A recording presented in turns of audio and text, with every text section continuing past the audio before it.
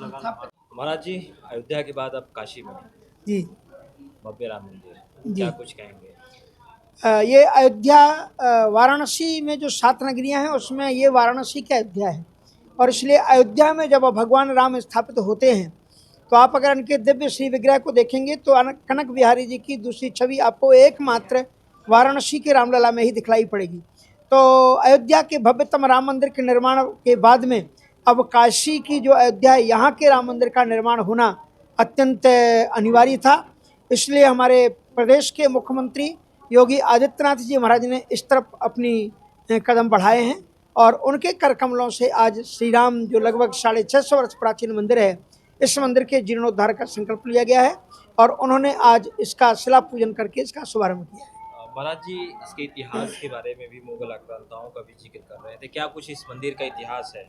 ये 1398 में जगद्गुरु अनंतानंदाचार्य जी द्वारा स्थापित हुआ था और इसमें श्रीमद जगद्गुरु अनंतानंदाचार्य जी, उनके शिष्य नरहरिदास जी महाराज, नरहरिदास जी के शिष्य गोस्वामी तुलसीदास जी महाराज, तुलसीदास जी महाराज के रामचरितमानस से संपूर्ण विश्व में जो सनातन धर्म की ध्वजा फहराई। इसलिए विधर्मियों की इस मंदिर पर पूरी दृष्टि थी। इसलिए जिस समय उन्होंने विश्वनाथ मंदिर को ध्वंस किया उसी समय उन्होंने 1669 में श्री राम मंदिर को भी ध्वस्त नहस्त नाबूद कर दिया। पर यहाँ के श्रद्धालुओं के कारण वो यहाँ पर मस्जिद तो नहीं बना पाए। पुनः यहाँ के श्रद्धालुओं ने मिलकर के, काशी के समस्त श्रद्धालुओं ने, क्योंकि राम मंदिर उनकी आस्था का केंद्र था, मंदिर बना करके तैयार किया। बाद में पुनः इस मंदिर का निर्माण श्री सिया रामदास जी महाराज ने किया 300 वर्ष पहले और अब इसका पुनः निर्माण होने जा रहा है और उसका शिलान्यास आदरणीय प्रदेश के यशस्वी मुख्यमंत्री योगी आदित्यनाथ जी महाराज ने किया है। महाराज जी, एक चीज़ ये भी जानेंगे कि भगवान श्री राम के आराध्य शिव है और शिव की राजधानी में ही उनका भव्य मंदिर, इसको कैसे देखते हैं? देखिए, भगवान शिव भी जो यहाँ पर मुक्ति प्रदान करते हैं तो खड़ाक्षरम महामंत्र चतुर्वर्ग प्रदायकम, भगवान राम के मंत्र को ही संपूर्ण वर्ग में वितरित करके वे संपूर्ण प्राणियों को मुक्ति प्रदान करते हैं। राम तो अपनी उपनिषद में लिखा हुआ है कि मणिकर्णिका घाट पर सहस्त्रों मनवंतरों तक प्रभु शंकर जी ने राम मंत्र का जप किया और भगवान श्री राम जी ने कहा यस्य कश्यापि वासुयम, जिसके भी आप कान में राम मंत्र फूंक देंगे या जो भी कारणी काशी की 84 कोष की परिधि में अपने शरीर का त्याग करेगा उससे निश्चित रूप से काशी में मुक्ति की प्रदान होगी।